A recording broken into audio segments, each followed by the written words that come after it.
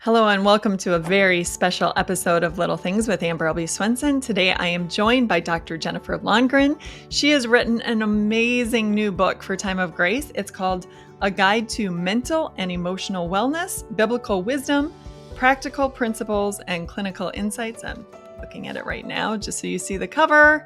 It's phenomenal. I haven't had Dr. Jennifer Londgren on my podcast before, so I just want to give you a little bit of background as to who she is. She is the program coordinator for the Alcohol and Drug Studies program at Minnesota State University, Mankato.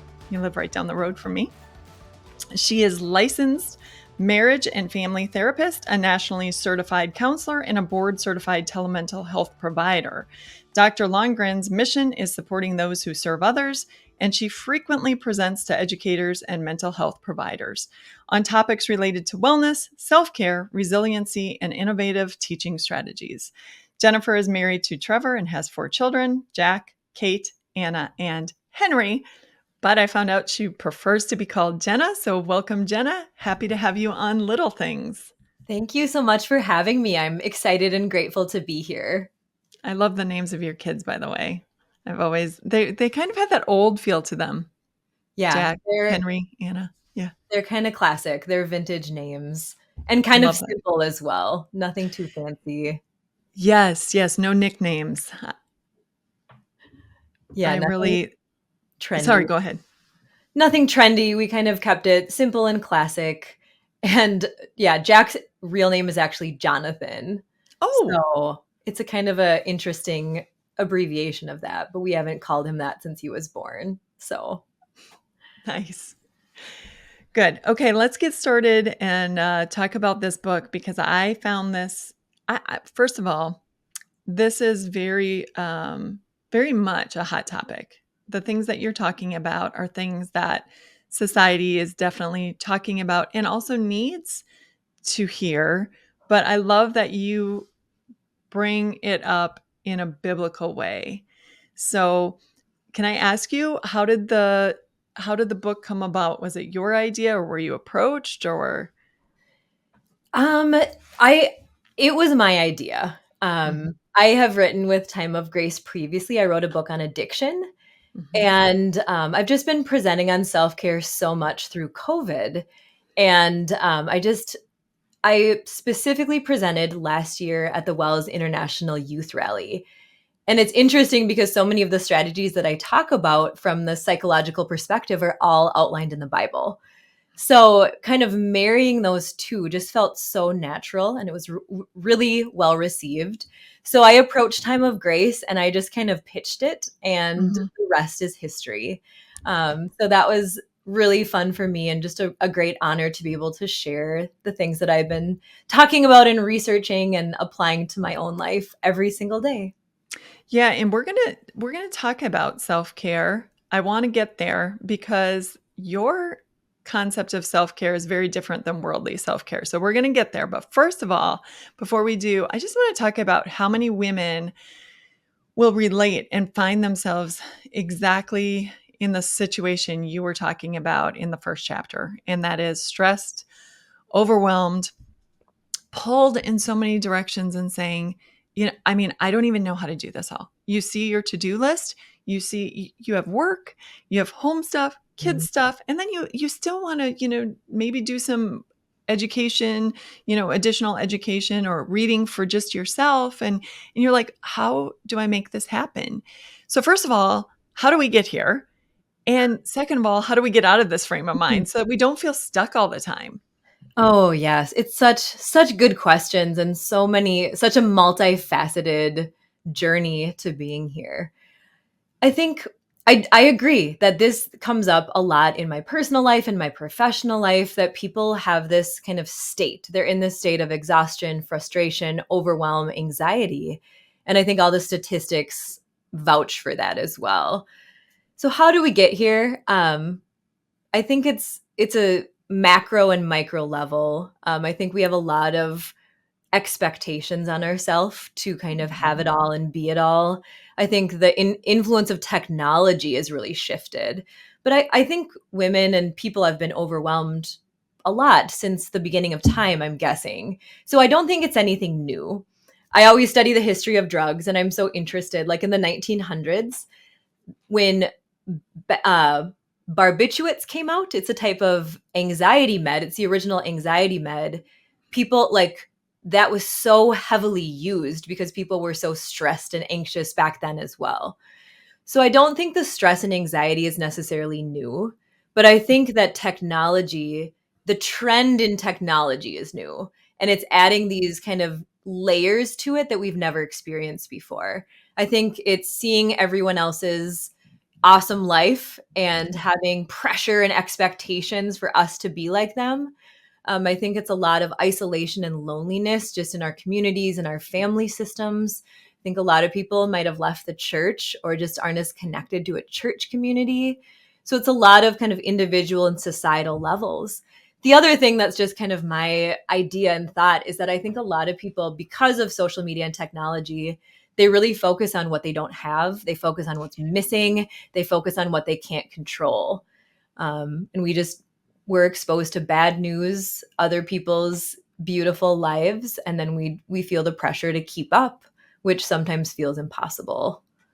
Yeah, so true.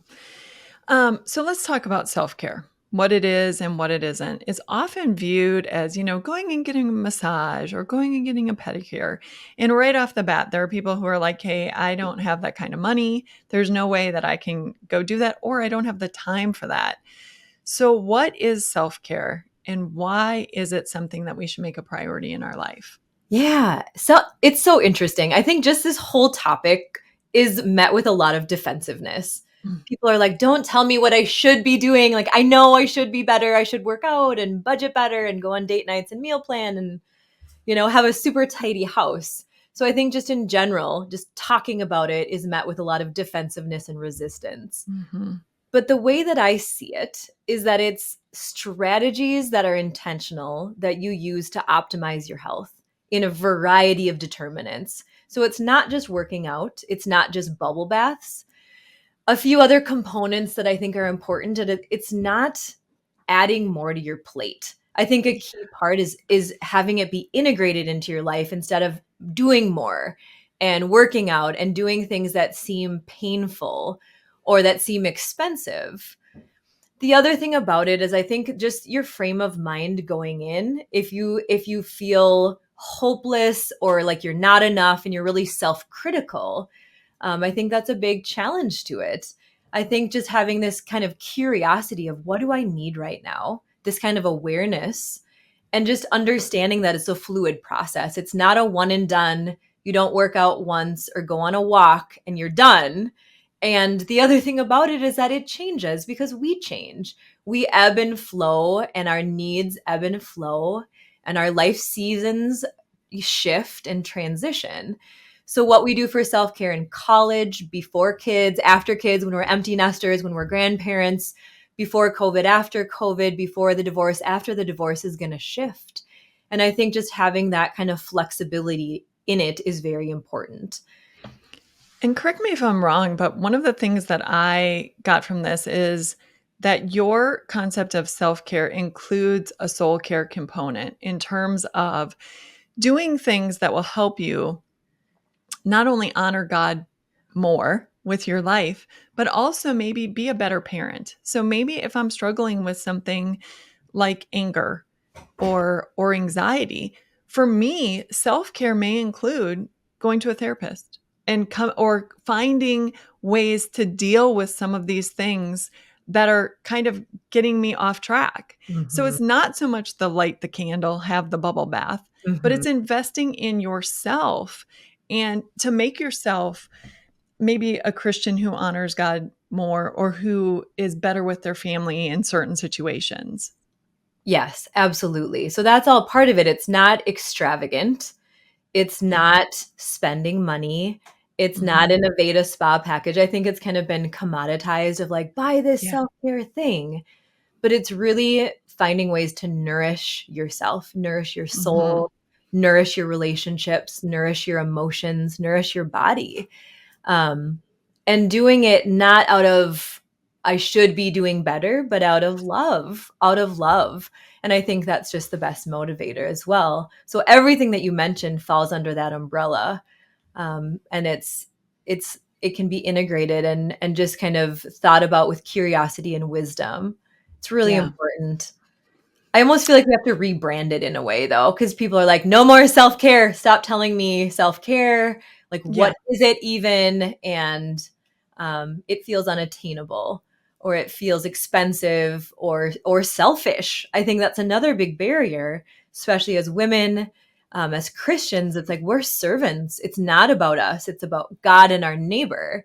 And kind of, I think if people rationalize being selfish of like, this is self-care, I'm going to Mhm. leave my family for 10 days and go drinking or something like that. This is all in the name of self-care.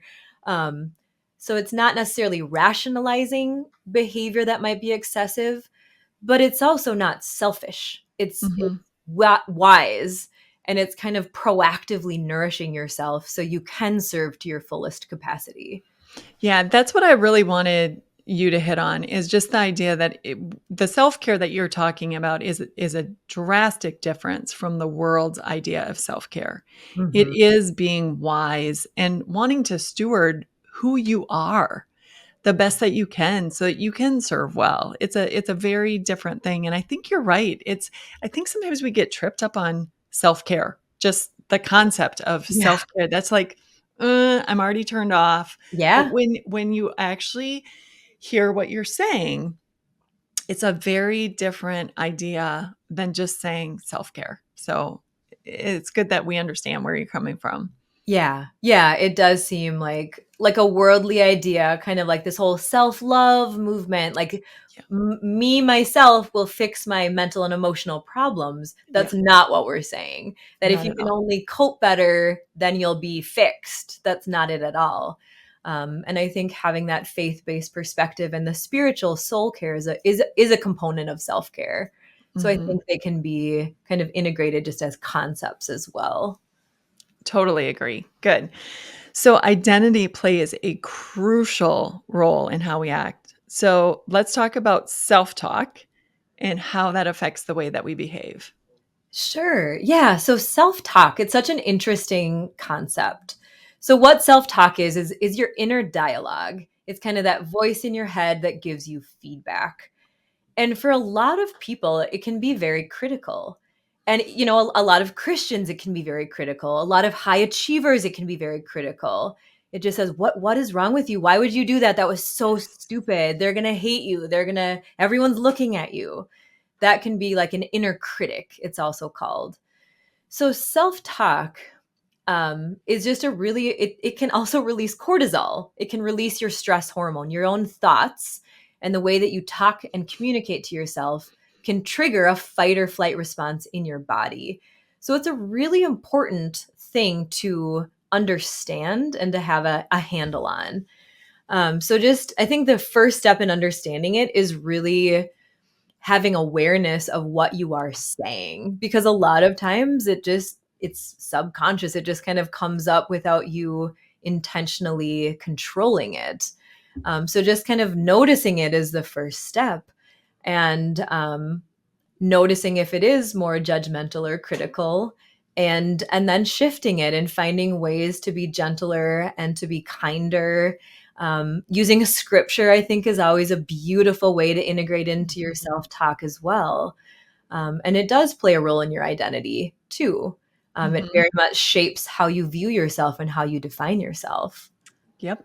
I I've been made aware of this from a couple of friends who pointed this out to me because I tend to say things like, "Oh, I am so stupid." When something goes wrong, I'm like, "Oh, I am so stupid," just immediately. Mhm. And even I was doing a joint project with Pastor Mike, and I walked in and we were just sitting down for it. And I'm like, I'm the liability here. I mean, that was how I started it. Like, I know Mhm. you're not going to screw up. There's a good chance I'm going to. And then, of course, I did. Like, it's the sabotage of, putting yourself down and being this critic. So once we notice it, because I think a lot of us struggle with this, you're Mhm. saying combat it with scripture. So what would that look like? So what is a self-talk critical thing that you struggle with? that I struggle with. I would say being overwhelmed and kind of questioning, can I do this all? And that, Okay. to be honest, that prompted me like going into this whole journey and this Mhm. whole wellness journey of like, how do I do this all? Can I handle this? Okay. No, I can't. I can't Okay. handle this would be my example. So you've got this going through your mind, this self-talk. I'm overwhelmed. I cannot handle this. I can't handle this. So how do you combat that then? I think just to kind of, I like to kind of also pair breathing with this and just to kind of slow down. I think first step is just communicating safety in your Mhm. body, just taking a breath and just saying, what I say to myself a lot is, I am fearfully and wonderfully made. Like, I love that reminder. Yeah. Um, and it's not necessarily self-talk, but it's almost just like encouragement. I say frequently, let the words of my mouth and the meditation of my heart be acceptable in your sight, O Lord, my strength and my redeemer. Um, I say to my kids, this is the day the Lord has made. We will rejoice and be glad in it a lot. And they're like, you say this Mhm. every day. But I just think it's almost like mantras. It's like incantations of, I'm fearfully and wonderfully made. May the words of my mouth and the meditation of my heart. It's that just helps me feel calm. And then I'm a little cheesy in my self-talk. I'm like, you got this. You're doing a good job. Yeah. You're a good mom. I think it was Brene Brown maybe that taught me, I'm trying to think, or anyway, that taught me that excitement and anxiety, your brain cannot differentiate between the two. So Oh, when you're feeling super nervous, instead of being, just going through your head, "Oh, I'm so nervous. Oh, I'm so nervous. I can't yeah. breathe. I can't whatever." Mhm. Just telling yourself, "I'm so excited." That just flips everything to where, and it's also the difference between I'm so nervous, I can't do this, to Mhm. I'm so excited, I Mhm. get to do this. Yeah. Yeah, that it's true. So anxiety and excitement, it's that activation. It's the butterflies in the pit of your stomach, it's your heart racing, it's the adrenaline pumping. And you're exactly right. The meaning that you give it is going to shape your outcome. It's going to shape your physiology and like how you label it and say, "Oh, this is a sign that I'm going to fail," or "This Mhm. is my body calling me to action." Yeah. Those two things feel the same. Mhm. I just dealt with that with my son playing baseball. He's like, "Mom, I'm really nervous." Yeah. And I was like, yeah, that's your body getting you ready. It's your body getting you ready to play and perform. And it's uncomfortable sometimes, but it's normal. It's what we're made to do, to get called to action. So I think, yeah, that kind of labeling emotions and labeling feelings and physiological states all plays a role in self-talk as well. Mhm. And in failure and how you define failure and what that means for you if you did something embarrassing or stupid. Um, and yeah, I think that is a really important place to start. That's where we start in therapy quite a bit as well, is just kind of understanding what you're saying to yourself. Another tip, I don't know if I put this in the book, but they say to talk to yourself in the third person, and that can calm your parasympathetic nervous system in as little as 3 seconds. So they do brain scans of people who talk to themselves in the first person versus third person, and third person calms you down much quicker because it's almost like you're talking to someone else. Mhm. So if I say, Jenna, that was hard, but you showed up there. You took a risk. You had courage there versus you showed up, you took a risk, you had courage. So that's a really interesting thing. I think that's a really interesting concept. That's from Mark Brackett. He, in his book Permission to Feel, he writes about emotions quite a bit, and self-talk is a coping strategy in dealing with overwhelming emotions, because what they mean to you will shape how you feel about them and how your body reacts to them. So Yeah, it's and very even after the cool. fact. Yeah. After the fact, that's huge. Thomas Edison, I heard somebody said to him when he was inventing the light bulb, it took like 1,000 times or something. And someone said, "How did it feel to have, 999 failures?" And he said, "I didn't have 999 Mhm. failures. I was, inventing something that had 1,000 steps." And how you look at Yeah. failure and how you talk to yourself. He could have, after 50 failures, Yeah. said, Thomas, you are not meant to do this. Clearly, you don't have what it takes. But instead, he was like, well, that didn't work. So let's try something else. Yes, yes. I've heard that story too. He's like, I've just learned the 9,999th way not to do it. Yeah. Was And it 10,000 yeah, steps it was instead? 10,000 times it took Oh, that's him. even worse. I know. Such determination. But I think another important part of it is just that growth mindset of like, I'm learning. It's okay. I'm still learning. I'm learning. Yes. I haven't learned it yet, but that's okay. And I Mm-hmm. think that's a really important thing as well. Instead of I failed, I'm stupid. I'm still learning. It's okay. This is a journey. Um, I'm still growing through this. I say that a lot Yeah. to myself too. This is all Well, learning what not to do. I have a lot of those lessons as well. and when you're saying I'm stupid, one of the things that's really helped me is to recognize that that is not something that God would say to me. God would not say to me, Amber, you are so stupid. How Mhm, could you do that? mhm, Just like a parent with our children, when they try something and it doesn't go well, we just say, hey, try something else or let's make a different decision. And yet we can be so hard on ourselves in mhm, those, for instances. And so giving ourselves the grace that we give other people is a really important part of that growth mindset. Like, you know what? That didn't go so hot, but we're going to try again and I'm going to do something different next time. And mhm. God help me. Hopefully it will be better. Yes.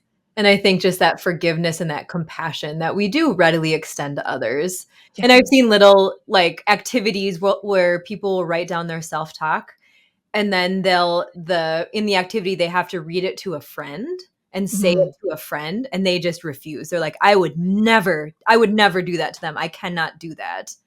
And then of course the lesson is then like, why are you doing it to yourself?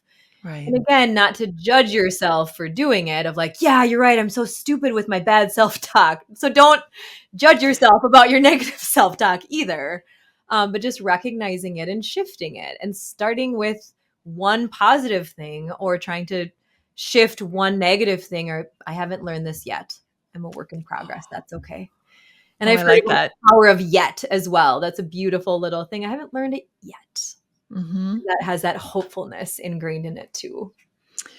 Yeah, so in this whole concept of identity, you talked about how, you exercise regularly, you work on your diet, and yet you realize that you didn't identify as a healthy person. And I that really made sense to me because I try to be really organized, but I always identify myself kind of in that hot mess thing. Like, no matter how much I try to be organized with 4 kids and a husband, I always feel like my life is spaghetti all over. And so talk about that. How can we, the way that we're identifying ourselves, Mhm. change what we do or don't do? Oh, yeah. This was a really interesting concept for me to study. So, this is in a lot of books on habits and behavior. How we define ourselves is one of the biggest predictors of what we do, Mm, what we're willing to do, what we pay for, what we fund, what we fight for, what we protest, how we define ourselves. So, if you're a Viking fan or a Republican or a Packer fan or a shopaholic or a type A or an extrovert or an introvert or a hot mess or an anxious person, all of those things, all of these identities that might be old or might be evolving, they really play a role in our behavior. So I thought about that a lot of like, what is true? Like I identify as a bad driver too. I got pulled over a lot when I was 16, a lot. And just kind of distracted. I didn't have cell phones back then. But I don't think that's true anymore. I don't think that I'm a bad driver, but I identify as one. And in the book I talk about I do a lot of things to optimize my physical wellness. And mhm, but I never identified as a healthy person because I had this idea that healthy people aren't fun. Like they make mhm. you feel guilty. They don't have cheese dip at Mexican restaurants. Like you can't just let loose around them because they'll judge you and they're super disciplined and like, I don't want to isolate myself and be boring. And, Mm-hmm. it just seemed painful and isolating essentially. But I think that not identifying as a healthy person, like you can be healthy and still have friends and still have cheese dip and still be connected to your tribe. Like those aren't mutually exclusive. So it was just an odd thing. Like isn't that kind of weird that like I'm not like that person who only does organic and shames everyone else for eating pizza. But Yeah. it was interesting to kind of explore that and say, what's my resistance to that identity? And how do I integrate this into how I see myself? Because that has a huge implication on my behavior, huge Mm-hmm. implication. So I think, yeah, how you define yourself and the identities that you hold. And I've talked about this at various trainings. And I had someone in a workshop say they define themselves as a farm boy from Iowa, I think. Yes. So super hardworking, on time, never miss work, doesn't take a mental health day, whatever Mhm. that is. Like comes in a snowstorm, never calls in, meets all deadlines. Very strong part of your identity of working hard. Cows, you can't take a day off if you have cows or pigs. But where that was a barrier, where that was a problem or a liability, is in people who didn't have that identity and who might have been more laid back, who might take mental health days and who might miss deadlines and have other focuses as a therapist, maybe being with the clients instead of having the paperwork done all the time, have sort of other strengths. So a lot of times the identities that we have can create conflict and can create Mhm. isolation. And I think in politics it can be very harmful of us versus them. And I strongly identify with this group, and so those people are my enemy. So I Yeah. think just having some awareness of this and using it as a strength and kind of exploring this a little bit is Mhm. warranted because it does impact what we do so much. Yeah, and I think you said that that farm boy, he never realized that that same thing, that same identity that he was grasping and holding on to and holding up, other people saw as rigid and judgmental. And Mhm. so when he started understanding that, then he was like, "Oh, maybe I don't want to embrace that farm boy identity as much, or maybe I just need to soften it a little or what Yep. have you." Mhm. And I think there is such value in, really checking out what you identify or what you label yourself. Because if you do label yourself as that hot mess, then you're Mhm. kind of saying, oh, I'll never be organized. So why try? As Mhm. opposed to, I'm an organized person that sometimes struggles a little bit with organization. That's a totally different Yeah. shift in who I am and my expectations for myself. Yes, exactly. And I think a lot of times our identities are shaped in childhood, and they might not be true anymore. And you Yeah. can rebrand and re-identify and evolve if you start doing the things that the person who is a runner does, like running. Hmm. Yep. I think Yeah. That's, do I say this in the book? I can't remember. But my sister's a runner. So she recently ran 4 marathons in 4 days in 4 states, and she's doing it again, I think next week, another kind of 4 corner marathon. And for me, I identify as a reader. Like I read every single day. I read to my kids every day. We have books all around our house. And it's like the more pride that you have in an identity, the more likely that you are to engage in a behavior that's congruent. mhm. So that's a really interesting thing as well. If you identify as, like a racing family, you're going to be at the racetrack. And if you identify as like a big sports fan, you're not going to miss a game or a really Yeah. great cook. So, like I said, I think it's important to explore that and then to figure out what you want to evolve into and that it isn't too late. And Yeah. especially, and I think just having the identity as a Christian be the foundation. And what does Mhm. that mean? And how connected are you to that identity as well? Yep. So just kind of exploring what does that mean, and how does that feel, and what kind of joy does that bring, Mhm. and what behaviors are congruent. That's really important to me as well, is kind of operating in alignment to that too. Um, And like I said, if some of these hats don't fit anymore, then to just kind of let them go and figure out who you want to become. Yeah, that's a really important point because we don't need to stay stuck in our labels. So even if you did have the label of as troublemaker, growing up, like you said, you don't have to be stuck there or as slow or whatever it is. You don't have to be stuck there, and that is one of the exercises. You say, who do you want to be, and think Mm-hmm. about what what identity you want to have, because you don't have to stay in the identity that you think of yourself in or that you've been given. Mm-hmm. I always think about kids and art that like, oh, I'm not good at art. I'm not an artist. It's like, who told you that? What Yeah. is that true? Like, is that true?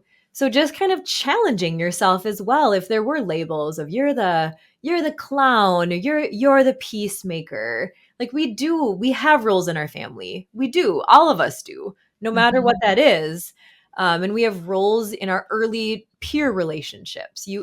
Everyone plays a role. And like yeah, as you're saying, just kind of figure out what still fits for you Yeah. and where you want to go from here too. Let's talk about complaining.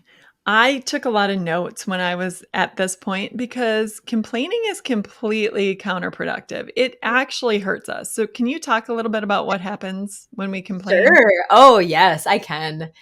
And I present to a lot of educators, and I feel like when I address this, they're just like, "Do not take this away from us. Like this is our outlet."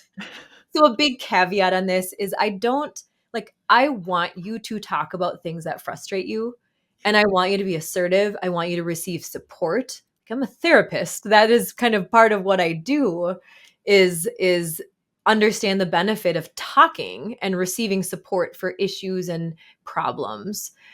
But I think we've kind of gone off the deep end with complaining. And what we found is that it's just not good for us. It's not good for our brains. So I mentioned this earlier, but complaining also releases cortisol. And cortisol is our stress hormone, which is super functional in short term acute situations. But if it's released continuously and every time you look at Facebook or every time you read the news or every time you talk to your sister in law or some friend or a neighbor or your mom or your dad, all of a sudden it becomes this chemical that is puts our body on high alert and essentially wears us down, is bad for our health, and really kind of shapes our perspective too. So not only they found that it damages parts of your brain in the hippocampus, but it also literally makes you more negative. It makes you more negative. And they did a study out of Stanford and I can talk about it. I just love it's so interesting. They had two groups of people, and one group they said, "Tell me about a time that you were wronged or slighted," and the other group they said, "Tell me about a time that you were bored." And then they had each group they asked each group to do a favor.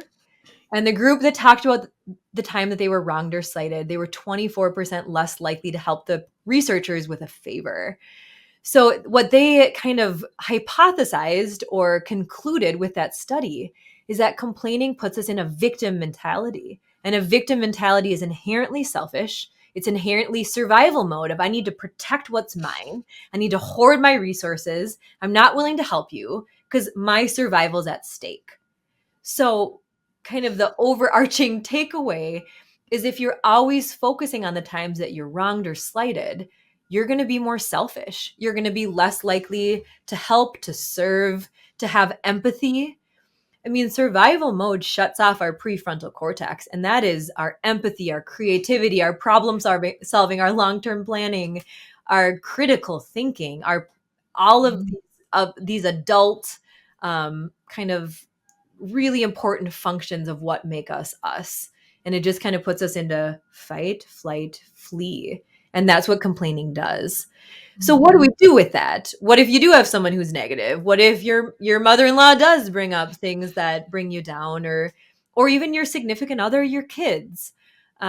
So it's not you don't want to be like, come on, guys. You know, that person who like is Yeah. annoying and everyone hates and don't make us feel bad. We're just trying to vent about this. Yeah. So I think it's important to listen to people and validate if they have a problem, if they have an issue, if they were wronged or slighted. It's really important to validate and to hear them. And then I think to not like fuel the fire is important. Not like, I know, did you hear about this thing the government did or my boss did? Or here's what my husband did last night. Not fueling the fire, because there is so much to complain about. And then just kind of asking questions or helping them, reframe in a way that's natural, if that makes sense. Like, I wonder what would help right now. It sounds like that was really, really tough, but like, what do you need from me? How can I support you through this? The other thing too that I recommend is if you are just bombarded by other people complaining, your Facebook feed, the news, everyone around you, if your job is like a really toxic place, a lot of times people connect by complaining. It's almost like a Mm-hmm. trauma bond. Like we are in this, like, especially in education, in a lot of places, if you're in a tough situation, like that's something that you can relate with. So Mm-hmm. I just think to be super intentional about what you're looking at, where your conversations are going, the type of content that's on your feed, and just where conversations go. Like we have the power to shift that. We have the power to change what we talk about, and to just kind of notice the people who energize you, who bring out the good, who bring out the hope, who bring out the exhilaration or the vitality, who you can connect with creatively, and Mm-hmm. just this way that helps you feel good and that just elicits kind of a spark in you. And then also, I mean, that's all in the Bible as well. Just it's really interesting of what to focus on. Yeah. And I think there's an exercise in the book, instead of saying focus on what's negative, what's toxic, what's overwhelming, all the ways you've been wronged, all the problems of the world, all the wars and rumors of wars, what's beautiful, what's lovely, Mm-hmm. and all of those other qualities that God recommends that we direct our energy. And I like that was a really humbling thing to think about, because I'm guilty of it as well. I have a sister, I have friends and 4 kids. There's a lot. There can be a lot of stressors, and like I said, it's not about being. There's this other kind of term called toxic positivity. Mm-hmm. So it's just like everything's fine. My life is perfect. I'm Yes. so sorry that you guys are overwhelmed. That's not Right. helpful either. And Yeah. it's not just saying everything's great in my life. Mm-hmm. It's still important to talk about things, but not to always be ruminating on them, essentially, and Yeah. focusing on those things and being just exposed to it. Mm-hmm. And I think too, one of the things I try to do when my kids are really stuck in the, oh, this professor, da da da da da da da da da, you Mhm. know, um, is there anything that we can find to be grateful for? Can we be grateful that you had a car to drive to college and that you had the money to attend college and that you're Mhm. studying to be this, or to just flip that switch, because you can so often just zone in on the negative, right? And just ruminate, ruminate, ruminate. And your brain almost gets stuck there Oh and you yeah. have to jar it. Somehow you have to jar it. And gratitude is a huge way of getting a different neuro path going Oh in your yeah. brain. Absolutely. And I think if the pathways are already there, it becomes like a snowball. And then you end in like, I'm just going to give up. Everything's horrible. And like, it's ridiculous. And I think sometimes being tired doesn't help, just Hmm. being in a stressful season. I think tiredness is a big one. Hmm. It just kind of colors your perspective. You don't think critically, but you're absolutely right. In just finding the blessing and helping kind of cultivate that perspective, Yeah. and not waiting for. I think a lot of people kind of think about their life in a different way when there's a death or when there's a problem or Hmm. when they have some sort of hardship happen. Like for example, today in Mankato, there's an air quality issue. Yeah. And I went out to a park this morning with my kids, and I just checked my phone and it's like this air quality is bad. Hmm. And I'm not generally thankful for clean air on a day-to-day basis, right? So, but like Right. I'm not going to play outside with my kids today because the air quality is poor. So sometimes I feel like when things are taken away from us, then we're like, oh my gosh, we have clean air to breathe. Like, what a Right. blessing is that we can go outside and we don't have to worry about things that a lot of other countries or other communities have to expend energy worrying about. Another thing, last night, I'm doing a research study with the Department of Human Services in Minnesota, and we're studying the experiences of women with substance use disorder and with mental health issues. So I had this beautiful opportunity to sit with 7 women last night and just hear about their experiences accessing these services. And I came home just so humbled and just so grateful and just, I don't know, just I talked to my husband about it last night. I'm like, any problem that I think I have right now, I just Yes. need to rethink about, because we're so blessed and we Right. have so much. And I don't want to be frustrated about our neighbor's lawn being long, being too long or something like that. Whatever, like, So true. stressors come into play. I'm talking about people who have lost custody of their children. One mom Mhm. was crying because her daughter's birthday was the next day and she lost custody, so she can't contact her baby, her oldest daughter. And I Mhm. was tearing up as she was talking about it. So here's another thing that Brene Brown did teach me. I know it was her, is this idea of comparative suffering, though. So Mhm. sometimes we're like, but I have all these blessings and those people have nothing, so I can't be ever frustrated. That's not helpful either. Right. It's still important to honor and validate your frustrations, but to do it with some perspective, if that Right. makes any sense. Kind of a balance there. Like, it's still okay Mhm. if I'm frustrated by things in my life. I can still feel that and share that and receive support. Yeah. But like I said, having a wider perspective of what we've been given, and it's and doing it in just a way that, I don't know, that just brings you back to the Lord and brings you back to noticing the abundance in our lives, because it's Mhm. really easy to focus on what we don't have. It's so true. It is so true. Okay, let's talk about emotions. You say that emotions help people discover their purpose and passion and drive their persistence. Our emotions largely determine our actions. So, how do we deal with our emotions to get the best positive rather than negative outcome? Whew, that's a really good question. Well, I think it starts by having some intelligence surrounding emotions. And I think a lot of times, even in religious settings, we don't emotions are flaky. If I were like, Mhm. Amber, I'm a really emotional person, you'd be like, ooh, like, you're unstable, Buck like up, person. Grab yourself by the I bootstraps. Let's know, go. like, We got I don't work to trust do. you. You're gonna start weeping, and Yep. you're not stable. Like, we have all these negative associations with emotions. Like, they're not real, they're fleeting.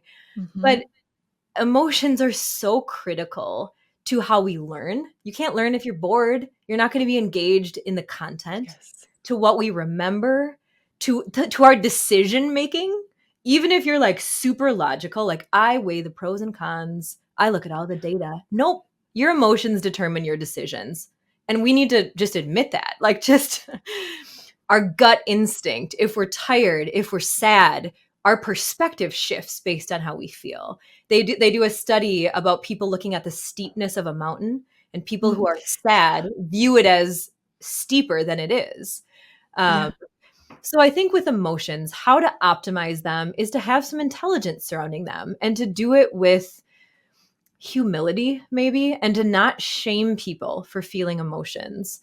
So I think, once again, having this curiosity of, what do I feel right now, and having a nuanced language to describe them, that's really important. So what would that look like exactly? Talk about that. What would that look like, having that language to describe emotions? Yeah, so Susan David, she's a psychologist out of Harvard, and she wrote a book that's called Emotional Agility. And Okay. it's really interesting, because there's a lot of data and evidence and research about what emotionally agile people, how they're more successful. If we can teach this in our kids, they learn better, they have better health outcomes, they have stronger marriages. There's all sorts of data saying that emotionally agile people essentially are healthier and happier. So the nuanced language, she gives a really interesting example of the word stressed, and just say, like, I'm just so stressed all the time. I'm so stressed. She's like, but what is that? Like, what could that be? So stressed could be exhausted, tired. Stress could be pressured. It could be overwhelmed. It could even be disappointed. In a study out of Yale, students were describing stress, but it was actually envy. It was Mm. envy of the social capital and the wealth of their classmates, and they were labeling it as stress. So if we can hone in on what we're feeling and have a word to describe it, that in and of itself is a protective factor. That protects you from snowballing. If you say, I'm disappointed, I feel sad about that, that is a protective factor from that snowballing into despair, which is a really different state, really Right. different to cope with. Same with irritable or upset. That can protect you from snowballing into enraged and furious and doing something that you'll regret, saying something, a regrettable incident. So having that nuance, just having a vocabulary, starting simple.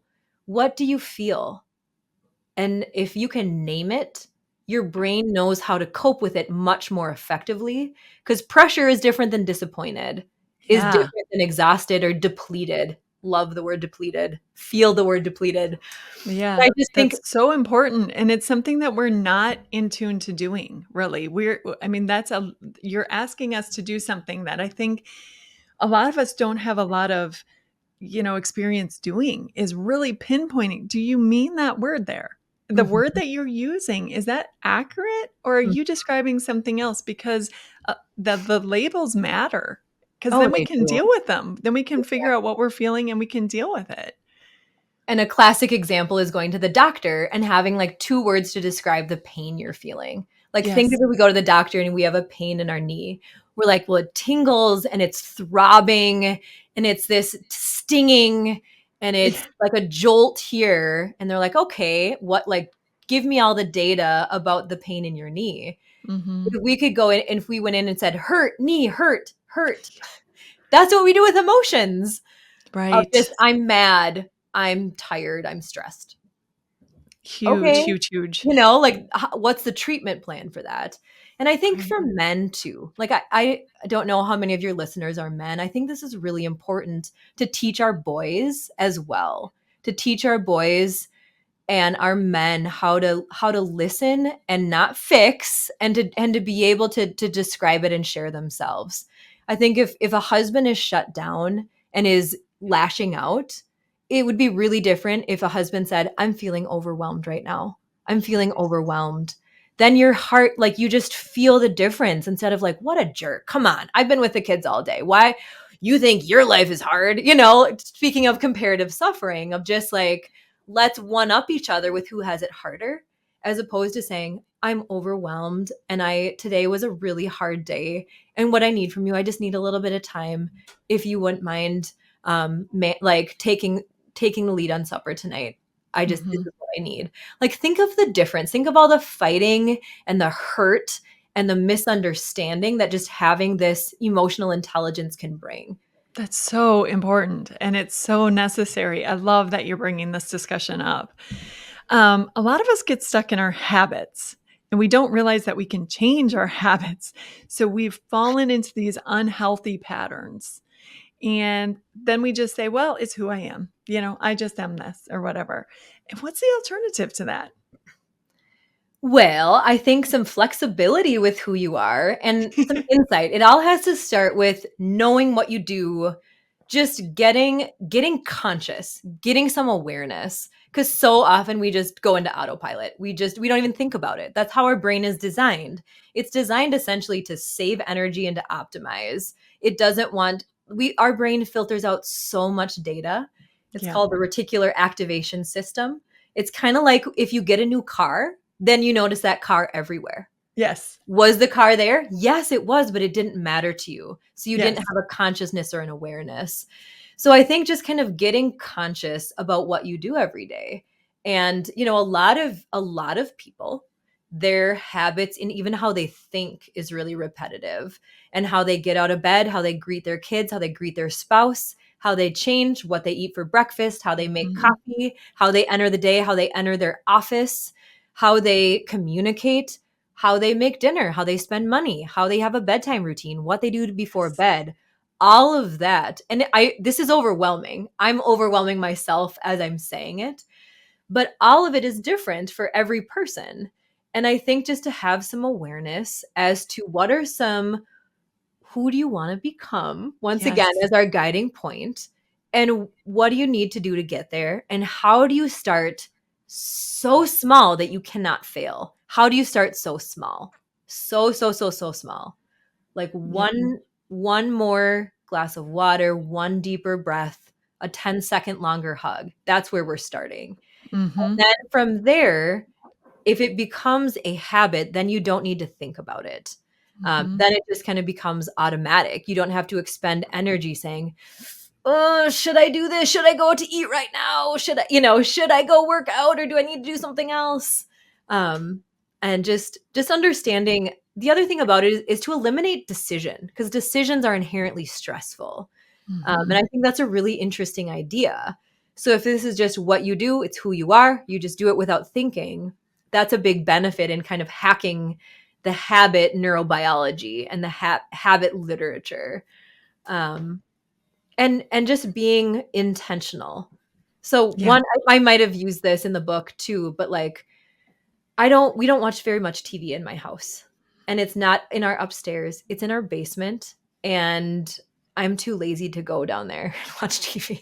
Mhm. And that's like, that was intentionally designed. So it's not in our living room. We don't just pop it on kind of mindlessly. Like, it's a lot of work to go down there, to bring the snacks down there and do that. And because of that, of designing our environment, that really kind of implicates your habits as well. So if I have Mhm. books out, if I have new books from the library, if I have books that I want to read available sitting on my nightstand, I'm much more likely to read those books. If I Yes. have floss on my nightstand, all of a sudden I floss. Yeah. It's so silly.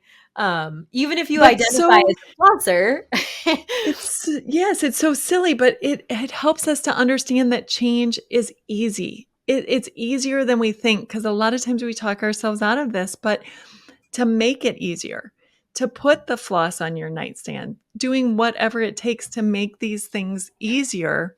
So exactly. you want to do those things, like you said, having the book there so that, whether it's on the kitchen counter or and on the table, have the book there. Like, I want to read this book and it's Mhm. easily accessible, and I'm going to pick it up, and maybe I'm going to read one page. Yeah. I'm going to Yes, read one page. exactly. I'm not going to read the whole book, but just giving yourself the opportunity to slowly make one change. Yes, exactly. And keeping it like removing barriers and increasing the likelihood. And I Yeah. know so many people are like, "Oh, how do you read so much? Like, I want to read more. I should read more. I just don't have any good books." And I Yeah. think a lot of people relate to that, and that's okay. So what do you do about it then? Is that you like go to the library. I go all the Yeah. time. Great reading Yeah. programs there. And same with, I think Yeah. a big thing too is making it pleasurable. And I think a Mhm. lot of people, it's kind of the healthy thing of like, I should eat better. I should save more money. I should be investing. I should be, going through my stuff. I should Yeah. be calling my grandma. So, how do you kind of integrate that into your daily life and make it fun? Yeah. We are creatures who want to avoid pain and Mhm. experience pleasure, and we do things that are fun. So how do you make it's like a Mary Poppins effect type thing, right? Like, Yeah. get a But really cute journal and have a pen right there if you want to journal more, because that's really good for anxiety. And it's not something that you should do. And it's kind of increasing the likelihood that you'll do it if you remove those barriers and make it like, ooh, this is cute. I got this at TJ Maxx. yeah, or go for a walk with a friend. So maybe you aren't, proactive in making yourself go for a walk, but when you meet a friend and you get to catch up and you get to talk, and then it becomes something that's fun to do, then you want to do it. You Yeah, naturally just want to do that. exactly. Exactly.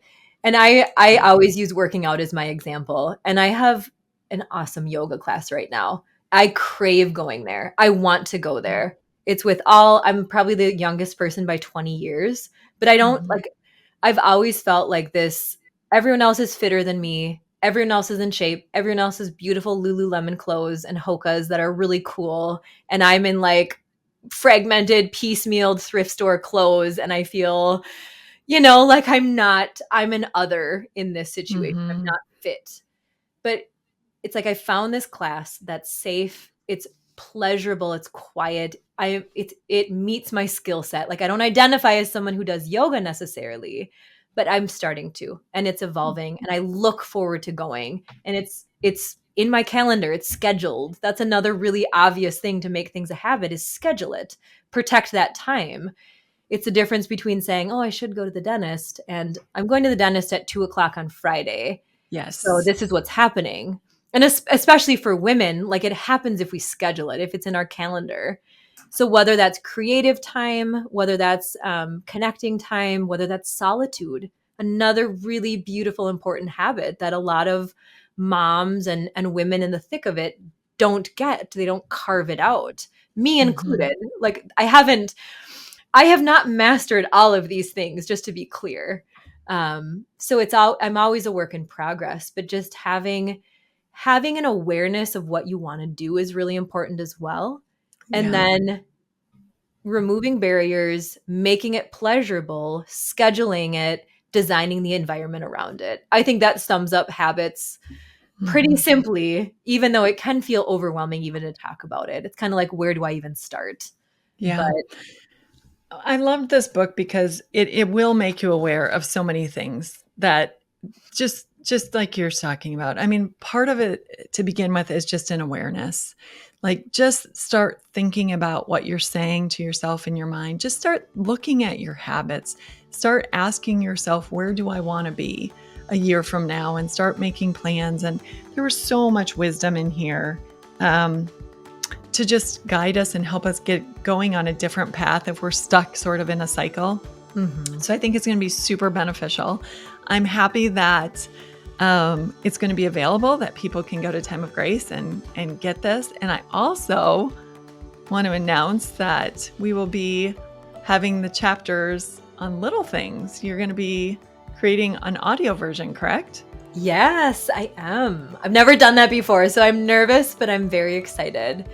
And it's one of those things every time I hear my own voice, I'm like, oh, how do I have any friends? So thank you No. for anyone who listens. No. You get used to it, trust me. But I'm really excited and stay tuned for that to get chapters as they come out on little things. I'm so happy that you had a chance to talk to us today. And thank you for all your very important work. Thank you so much for having me. I'm just really grateful to be here, and I just appreciate everything you do as well. Thank God you. bless. Thank you.